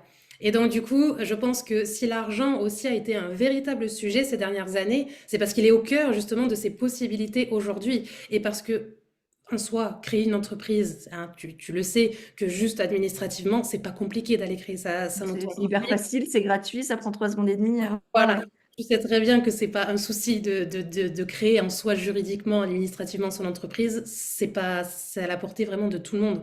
Simplement, par contre, qu'est-ce que ça veut dire d'être entrepreneur? Qu'est-ce que ça veut dire au niveau de l'argent, etc. Et c'est pour ça que je trouve que c'est important de se faire aider, de se faire éduquer financièrement, notamment quand justement on vient d'un milieu qui ne nous a pas vraiment éduqués bah, aux finances, à comment on gère des finances, parce que voilà, il y avait d'autres Ouais. choses à éduquer, ou parce que voilà, pas de priorité là-dedans, ou que sais-je. Aujourd'hui, je pense que ouais, c'est important d'avoir cette notion de conflit intérieur avec ce que tu disais tout à l'heure, la honte. Parce que honte, Mm, mm. argent, conflit intérieur, tout ça pareil, ça fait un bon matching, matching pot, comme on dit là. Donc, enfin, qu'est-ce que tu pourrais conseiller à ces personnes-là, justement, Mm. qui savent évidemment qu'il faut faire un travail sur l'argent, surtout quand on l'a pas eu avant, mais qui se retrouvent face à bah, ce conflit intérieur et du coup, bah, des fois, ça fait de la stagnation et ça fait de je fais quoi moi? Ouais, ouais. Ouais, et ça crée effectivement on va dire des bouleversements identitaires. Ouais, Et tu vois, tu parles effectivement de personnes qui viennent d'un milieu en difficulté, on va dire, voilà. moins aisé, clairement, à paf, je passe à, en fait, je peux gagner beaucoup. J'ai aussi vu l'inverse, j'ai accompagné des entrepreneurs qui, grâce au Covid, après, ont généré beaucoup et qui sont redescendus et qui ont du coup eu du mal aussi à vivre cette redescente-là. Donc, je les ai aussi accompagnés à vivre ça mieux, tant à remonter plutôt financièrement avec tout ce qui est stratégie, marketing et compagnie, et redonner un nouveau souffle tant à eux-mêmes qu'à leur entreprise. Donc ça arrive aussi. Et effectivement, des personnes qui, un peu du jour au lendemain ou assez rapidement, peuvent gagner beaucoup plus que ce à quoi ils étaient habitués. Je pense que la première chose, c'est vraiment un travail de réflexion intérieure de, si on reste sur la honte, de quoi j'ai honte, de quoi j'ai peur. Tu vois, est-ce que j'ai peur d'être rejetée par mes parents? Est-ce que j'ai peur de changer, de perdre mes valeurs? Est-ce que j'ai peur d'avoir moins de valeur, justement, tant intérieure que financière? Quelles sont mes peurs derrière? Mm. Quels sont peut-être déjà les besoins, t'en parlais beaucoup, les besoins liés à ça, le besoin d'être en sécurité, de me sentir aimée, d'être entourée de ma famille parce qu'elle compte beaucoup pour moi. Et en même temps, peut-être quels sont les risques? Est-ce que ma mère va me renier si jamais je gagne un peu plus d'argent? Est-ce que, ben, en fait, ça me permettrait de l'aider elle aussi à peut-être se payer une maison plutôt qu'un appartement en banlieue, peut-être simplement partir en vacances, peut-être s'acheter des nouveaux habits. Ça peut être très, très simple. Euh, donc voilà, peut-être qu'est-ce que ça peut pas être aussi source de communication, de réflexion, de leur partager moi-même mes craintes. Et ça dépend évidemment des relations qu'on a avec nos amis, avec notre famille. Là, si on reste sur ce transfuge un peu de classe, c'est plutôt familial. Et encore, c'est amical parce que souvent, on a quand même les amis dans le même quartier, qui souvent veut dire aussi milieu social. Mais, euh, mais ouais, ouvrir la communication avec des gens en qui on peut avoir confiance et qui sont aussi ouverts d'esprit, où on sait qu'on va être accueilli. Donc déjà, en premier temps avec eux, voir comment ils réagissent, essayer d'expliquer les choses, comprendre leur point de vue. Et je pense que oui, arriver du jour au lendemain avec une Porsche en bas de l'immeuble de banlieue, c'est peut-être pas l'idée du siècle et ça peut créer des conflits internes et familiaux aussi. Mais quand on explique les choses Et quand on partage, ouais, ses ressentis, ça peut énormément aider. Euh, donc, ouais, faire ce travail intérieur de quoi j'ai peur, quels sont mes besoins, quelles sont mes craintes, est-ce qu'il y a vraiment un risque? Et puis ensuite, à qui ça appartient? Souvent, il y a beaucoup de croyances, tu vois, autour de l'argent, à qui ça appartient? À ma mère, à mon grand-père. Mmh. Est-ce que c'est encore d'actualité? Est-ce que ça a du sens pour moi? Est-ce que c'est juste pour moi? Est-ce que ça m'aide à avancer? Mmh. Et oui. Peut-être pas. Est-ce que je me sens emprisonnée peut-être dans cette classe sociale et que j'ai envie de me montrer et de vivre et de montrer à d'autres que c'est possible d'en sortir et de rester le même, Mmh. attaché à ses valeurs, à cet ancrage, à cette éthique, à cette intégrité, à cet amour de la famille, à ce partage, à cette entraide. Me prouver à moi et aux autres qu'on peut garder ses valeurs, générer de l'argent et du coup utiliser cet argent pour honorer et incarner et déployer ces valeurs-là. Tu Yes. vois, au lieu de se voir le prisme, un peu négatif et mauvais et ça va me rendre avare, ça va me rendre, différent et je sais pas quoi, ça va me faire changer. Non, en fait, ça va me permettre d'aider aussi ma famille et d'être un exemple parmi d'autres Yes, et carrément. d'avoir plus de moyens aussi pour, incarner ces valeurs que j'ai peur de perdre et en fait, c'est peut-être un moyen encore plus grand de, les propager. Yes, mais ouais, carrément. Ben oui, parce qu'une valeur n'a pas une forme bien définie toute sa vie. Le fond reste le même, évidemment, mais la forme, elle peut prendre tellement de formes différentes. C'est ça qui est passionnant. Et merci de le dire, parce que pareil, ça, on peut se dire, mais comment on fait pour changer tout en restant soi-même, enfin, pour évoluer tout Mmh. en restant soi-même. Et je pense que là, tu viens de nous partager Ouais. un conseil à surligner, à mettre sur le frigo partout. Merci beaucoup pour sa pêche. C'est vraiment très riche cette interview, je me régale, donc je le dis là de façon très spontanée, c'est génial, merci. Ensuite, je voulais te parler un peu plus de ton quotidien, de ce que tu Mmh. pourrais conseiller dans tes outils, dans tes habitudes pour justement conserver cet équilibre, cette santé aussi bien mentale que physique. Comment tu fais pour voilà, gérer... non, attends, je vais refaire ma question. Comment tu fais pour équilibrer entrepreneuriat, santé physique et mentale? Voilà. Mmh. Et ben, j'ai décidé un jour d'en prendre le temps parce que ça prend du temps de prendre le temps de tout ça et en même temps, c'est vital et nécessaire. Donc j'en ai fait une priorité de vie, du quotidien et c'est chaque jour, cette priorité, elle doit s'incarner dans des actions, effectivement. Dans des pensées, oui, d'abord, parce que, selon ce que je me raconte dans ma tête, ça va aussi plus ou moins bien, intérieurement. Et du coup, dans mon entreprise, évidemment. D'autre part, c'est loin d'être un long fleuve tranquille. Je sais que tu l'as suivi, tu me l'as dit, j'ai traversé une année très, très compliquée, émotionnellement, intérieurement, ouais, dans ma vie intime. Et ma santé mentale n'a pas toujours été au beau fixe, mais j'ai quand même, et oui, des bases que j'ai reprises et qui m'ont accompagnée aussi à traverser tout ça. Parce que ça veut pas dire j'aurais peut-être pu être encore plus au fond du trou. Enfin, j'étais pas vraiment du coup au fond du trou, mais en tout cas, ça n'allait pas très bien. Hem, j'ai ouais, comme dit, là, il y a plein de choses qui me viennent. Je vais essayer d'être le plus dans le concret possible pour que ça puisse vous inspirer aussi, vous qui nous écoutez. La première chose, c'est que mon agenda, il est rempli à partir de, d'abord, mes rendez-vous personnels. C'est-à-dire quand je planifie ma semaine, disons, je mets d'abord les anniversaires, les soirées, mes séances de sport, mes séances de yoga, X ou Y, ce que je veux faire pour moi. Et il y en a pas énormément, hein, mon planning n'est pas rempli de ça, mais ça vient en premier. C'est que le soir à 17-18 heures, j'ai plus de coaching, j'ai plus de, conférences, j'ai plus de rendez-vous. Le soir, à partir de 17-18 heures, c'est, du sport ou du yoga ou, aller boire une tisane, je sais pas quoi, avec une amie, par exemple. Et ça vient en premier lieu, tout comme, bah, ouais, les anniversaires, les fêtes de famille, les choses comme ça vient en premier lieu et ça ne bouge pas et ça ne s'efface pas et ça ne voilà, c'est là et je m'y tiens et voilà et j'y suis et j'y vais. Ouais, c'est ça. Et du coup, ensuite, c'est tous les jours prendre du temps pour moi, le matin au réveil, après midi avoir mangé et le soir, comme dit. C'est des espaces qui sont à moi.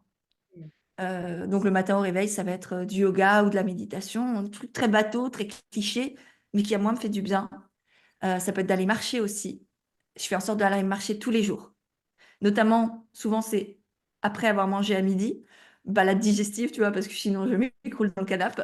Quand je suis vraiment fatiguée, je fais une sieste parce que parfois c'est nécessaire aussi à la place d'aller marcher La sieste, et c'est ouais et le soir, c'est, bah, voilà, pareil, du temps pour moi selon ce que j'ai envie et ça pareil, je ne déroge pas et je ne prends pas mon téléphone avant d'avoir fini mon petit déjeuner et de m'être installée ici à mon bureau. OK. Mon téléphone vraiment, il est en mode avion. Mmh. Peut-être que, je vais l'utiliser pour voir l'heure et encore, bah, j'ai une montre donc non et donc voilà, c'est des rituels pareils. Mon téléphone ne dort pas avec moi dans ma chambre. Mon téléphone reste à la cuisine ou au salon. On entend beaucoup ce conseil et en même temps, bah, il est bateau mais nécessaire. Hem, je fais du sport que j'aime, je bouge tous les jours. Peu importe ce que je fais, je bouge. On a beaucoup parlé, je pense que vous avez bien compris, l'idée. Et justement, Donc ça une c'est question qui me vient juste par rapport à l'angle du sport. Tu as ouais. toujours été, sportive comme tu l'es aujourd'hui avec cette conscience du sport ou Mmh. c'est venu avec le temps, avec les années d'entrepreneuriat? Comment ça s'est passé justement cette connexion, enfin, de comment tu as parlé du Mmh. sport aujourd'hui? On sent vraiment que tu y es connecté, que c'est une partie intégrante limite de ta stratégie entrepreneuriale, en fait, ta stratégie de vie.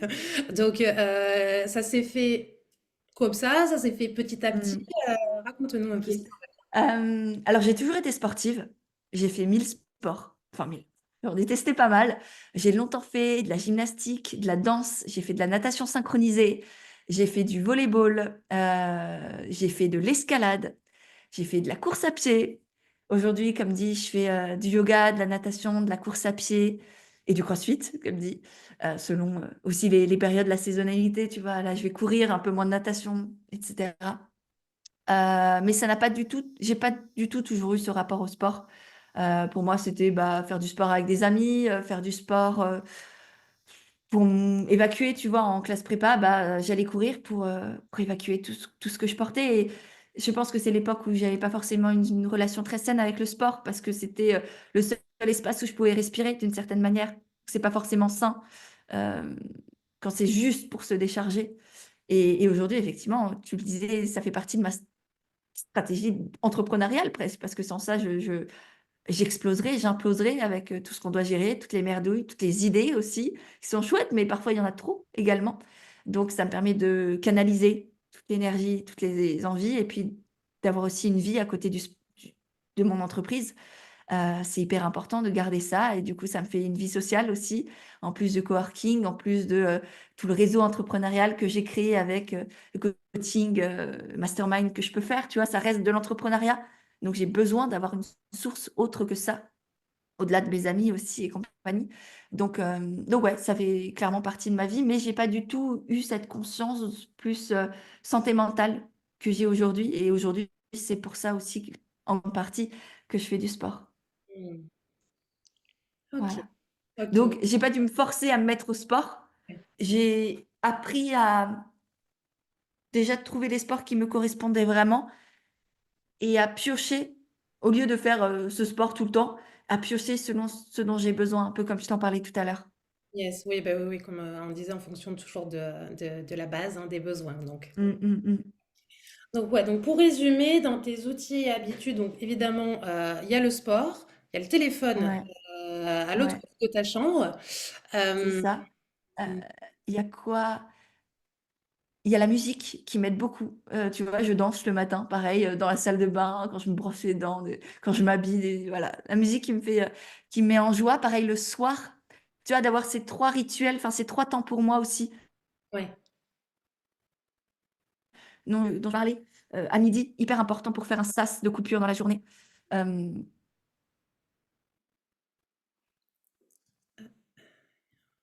qui sont prioritaires. Donc ça, ouais, c'est santé physique et mentale à la fois et puis santé mentale, c'est avoir un psy. Mmh, Ça fait du bien et je suis très heureuse, d'être accompagnée. Avoir un coach aussi, qui se complète parfaitement. Un psy et un coach ne bossent pas évidemment sur la même chose. C'est 2 métiers bien distincts. Mais ouais, avoir un coach et au-delà d'un coach, un réseau entrepreneurial. Je fais partie d'un mastermind qui a clairement m'a tellement, tellement apporté. Ça a été un vrai shift et là, ça fait, plusieurs années avec des moments aussi où j'en ai pas, parce que c'est nécessaire également de pas se faire accompagner tout le temps. Mais régulièrement, j'y reviens. Donc ouais, ça aussi, c'est pour le brainstorming, pour l'espace mental, pour être entouré de personnes qui savent, qui comprennent, qui partagent mes valeurs, qui partagent mes doutes, mes envies, mes projets, et où on veut tous autant le succès de soi que des autres, bah, ça fait du bien en fait. Et je pense que ça participe aussi beaucoup à ma sérénité d'esprit, d'avoir à la fois des gens dans ma vie qui sont complètement en dehors de l'entrepreneuriat, qui me permettent de sortir de ça, et des personnes qui justement comprennent ce que c'est et m'accompagnent aussi à avancer et que j'accompagne. On se voit grandir, on se voit oser, on se voit tomber parfois. Et voilà, ça rassure, c'est con, malheureusement. Ça rassure aussi. Et puis quand c'est soi, on sait qu'on en a d'autres pour nous soutenir quand ça va pas. Donc Exactement. ouais, vraiment avoir un réseau de soutien qui partage nos valeurs, nos ambitions aussi, d'avoir cette alliance-là entre les deux parce qu'on n'a pas besoin de choisir quand on est entrepreneur entre générer de l'argent et contribuer à plus grand, s'épanouir et en même temps se dédier aux autres. Enfin voilà. Tout est Mm. possible, ouais, c'est On n'a clair. pas à choisir, ouais. Non, tout est possible ensemble, ouais, carrément, carrément. Il y a pas à cliver, en tout cas, de ce côté-là, là, ci, de l'entrepreneuriat, c'est clair. C'est clair, c'est clair.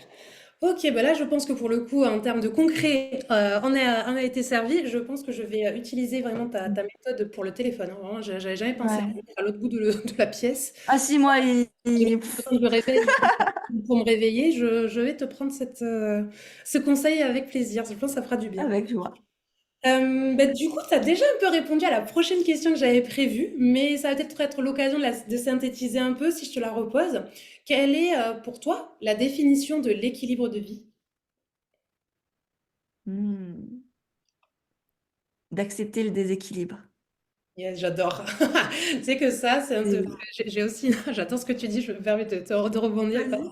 Quand j'ai une certification de professeur de yoga, et quand j'apprenais la posture de l'arbre au yoga, je leur disais que tout le but de cette posture, c'est d'accepter l'équilibre pour pouvoir garder l'équilibre dans cette posture. Donc j'adore ce que tu Mm, racontes. mm, Voilà, mm. en parenthèse par rapport à ça, parce que ça me C'est parle. exactement ça, parce qu'en fait, si tu veux que tout soit lisse, bien parfait, millimétré, il ne bouge pas, en fait, c'est la mort. Il n'y a plus de vie, il n'y a plus rien. Voilà. Et tu ne peux pas stagner, sinon, oui, tu restes là, arbre mort. Bah, en fait, non. Donc ouais, et puis c'est impossible de trouver l'équilibre parfait. Ça bouge tout le temps, encore plus quand on est entrepreneur. Et si on est dans ce combat, dans cette recherche constante à trouver l'équilibre, on ne le trouvera jamais. Et c'est dans cette acceptation aussi du yoga, de, euh, de ce qui est, de ce déséquilibre-là. Quand on arrête de lutter contre le déséquilibre et qu'on accepte que c'est juste tout le temps ça, parfois ça tangue carrément, parfois c'est très léger, un petit métronome ou un petit pendule qui est à la fin de sa course. Ben voilà, la vie, c'est ça. Et ouais, accepter que parfois, bah, t'as des journées de rush, des semaines ou des mois de rush parce que tu es en lancement d'un nouveau projet, d'une nouvelle offre. Tu vois, là, je vais lancer un nouveau coaching dont j'ai jamais encore parlé. euh, qui va arriver là dans les semaines, dans les mois à venir. C'est immense, ça fait des mois que je bosse dessus, j'étais pas prête parce qu'émotionnellement, comme dit, ça allait pas et j'ai dû reculer sa sortie. Et là, je vais être dans un déséquilibre total et en même temps une énergie de ouf parce que je la sens qui monte et je sens euh, l'excitation, la joie et en même temps l'évidence et la légèreté de ce que cet accompagnement, de ce que cette aventure va être. Et je suis persuadée, je sais d'avance que ce sera juste incroyable, mais que ça va tanguer en bas, de droite à gauche. Et j'ai plus peur de ça. Parce qu'en fait, le déséquilibre, ce qui fait peur, c'est le manque de maîtrise, c'est le manque de contrôle que ça engendre. Et en fait, quand tu arrêtes d'avoir peur de manquer de contrôle et que tu apprends à avoir confiance en toi, qui du coup signifie être à l'aise Le mouvement de la dans vie. le déséquilibre, justement, être à l'aise dans... C'est l'improvisation totale, la confiance en soi. C'est savoir que quoi qu'il arrive, tu trouveras les ressources en toi ou à l'extérieur pour surmonter l'obstacle ou la situation. Du coup, c'est être à l'aise dans le déséquilibre, être à l'aise dans le non contrôlable. Et j'ai ça, je sais pas si c'est une chance ou quoi, j'ai développé ça à l'intérieur. Et aujourd'hui, je suis presque excitée de voir qu'est-ce que je vais pouvoir sortir du chapeau, quelles situations je vais rencontrer, comment je vais les traverser et tout ce qui va se passer. Euh, donc ouais, c'est d'une certaine manière, à accepter, de ne pas contrôler ce Mmh. déséquilibre-là. Bah, je pense que c'est une très belle définition en effet de l'équilibre de vie. Ça change aussi de voilà, de tous les injonctions qu'on peut voir dans le développement personnel où il faut être à 10 sur 10 partout, là, sur tous les domaines de vie. Non, non, non, Ouais, là, avec ta petite roue où tu dois, compléter ma vie intime, ma vie spirituelle, ma vie professionnelle. Oh punaise! non, là, Moi les gars, c'est le bordel. mais là, ce que tu viens de dire, c'est tellement vrai, c'est tellement authentique. Et en plus de ça, on sent évidemment l'expérience qui a été vécue en ce sens et comment ça a Mmh. cheminé. C'est une bonne définition qui reste vraiment pour moi connectée au réel. Et ça, on aime ici, on aime beaucoup. Est-ce que tu aurais quelques derniers conseils, envies à partager à toutes les femmes qui nous écoutent avant qu'on clôture ce merveilleux échange déjà très très riche? Mmh. À la fois tellement et en même temps, je crois que j'ai rien à vous apprendre. Hem,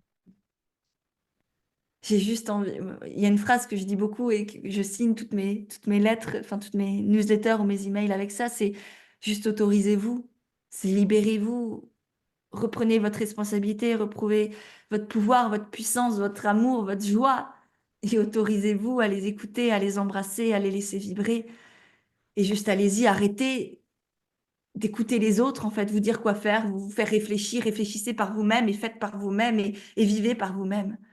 Mm. Tu vois, je suis la première à écouter des podcasts toute la journée, à m'en inspirer, à m'en nourrir, à aimer en enregistrer évidemment, à aimer partager, à aimer coacher, accompagner, faire creuser, mentorer, faire du consulting, enfin toutes ces casquettes, j'adore donner aux autres d'une certaine manière. En même temps, je rêve d'un monde où on n'aurait plus besoin d'attendre que l'autre nous donne pour se donner à soi et pour s'autoriser et pour y aller. Donc, c'est presque ça que j'ai envie de vous dire. Ouais. Allez-y. Allons-y, yes, carrément, l'autorisation, l'acceptation. Mmh. Je pense que c'est vraiment les deux mots qu'on pourra retenir vraiment de cet échange parce qu'ils sont beaucoup revenus. Donc c'est une très belle conclusion qui va tout à fait avec cet échange. Et avant de clôturer, j'ai oublié une toute petite question que je demande à toutes les invitées. Est-ce que tu aurais une ressource à partager avec nos auditrices? Ça peut être un bouquin, un podcast, bref, quelque chose en toi, enfin, qui t'a marqué, qui a changé peut-être ta façon de voir les choses, que ce soit sur la vie en général ou l'entrepreneuriat. Waouh, c'est difficile parce que comme dit, je me nourris au quotidien, je peux me nourrir d'un rien, de tout, de la boulangère d'à côté, de la voisine, mamie qui habite en face, du podcast du méga CEO de je sais pas qui. Hem, une ressource, il y a un bouquin là qui me vient de je crois que c'est Frédéric Lenoir qui s'appelle «L'âme du monde», Ah oui, c'est un de mes bouquins préférés. qui est magnifique. Tu vois? Qui ressort, je trouve, trop peu dans les interviews. On entend le Miracle Morning, on entend, je sais pas qui, bref, Paulo Coelho et compagnie. Mais ouais, ce bouquin «L'âme du monde», il m'a profondément marquée. Je l'ai lu il y a quelques années, je l'ai pas relu depuis. Mais j'ai trouvé très beau, très doux, très vrai, très simple aussi. Donc je vous invite, si vous ne l'avez pas encore lu, à le lire. Il est ouais, il est poignant. Yes, simple et grand à la fois, ouais, c'est exactement Ouais, ça, ce bouquin. du Frédéric Lenoir. Voilà, exactement, tout à fait. Eh bien, merci infiniment, Pêche, d'être venu sur Sororité Sincère. Tu as honoré cet espace comme Mmh. voilà, toutes les autres invités qui sont venus. Donc, je suis vraiment ravie que tu sois venu déposer ta singularité, ton authenticité, ta vision de la vie ici. Je suis sûre que les personnes qui nous écouteront eh bien, seront complètement nourries. N'hésitez pas donc à contacter Pêche sur ses réseaux. N'hésite pas à faire ta petite pub, c'est ton moment. J'adore. Bah, oui, alors là où je suis la plus active au quotidien, ça va être clairement Instagram, qui est le réseau social, voilà, qu'en plus beaucoup de monde, possède, donc ça, c'est cool. Bah, on avait évoqué le podcast, sur l'engagement, si c'est un terme qui vous parle, le podcast avec Laura aussi, qu'on a évoqué sur, le syndrome du sauveur. Il y a plein d'autres épisodes, qui j'espère vous plairont, vous aideront, vous inspireront. La newsletter aussi, voilà, tout ça, c'est complètement gratuit. Et puis ensuite, il y a plein d'autres choses, mais déjà si ça peut vous nourrir, c'est génial et puis si vous avez envie d'aller plus loin envoyez-moi un petit message ou même si vous n'avez pas envie, envoyez-moi un petit message. Je suis toujours, très heureuse de vous découvrir, de découvrir vos projets, vos envies. Dites-moi un peu où vous en êtes, quels sont vos challenges, vos envies, vos rêves du moment et peut-être, voilà, si ce partage vous a aidé, avec joie aussi de le savoir. Ça donne du sens aussi à ce qu'on fait avec Cynthia. Donc, ouais, c'est toujours chouette et puis un immense merci à toi, ma belle, vraiment. Tant pour cet espace, ce temps-là, pour tes questions très pertinentes, hem, que pour simplement, bah, ce que tu fais et ce podcast aussi qui est magnifique. Merci beaucoup, Pêche. On vous souhaite une très belle journée. On attend vos messages avec impatience et le cœur ouvert. Et on vous dit à Mmh. très très vite pour un nouvel épisode de Sororité Sincère. Ciao, ciao! À bientôt.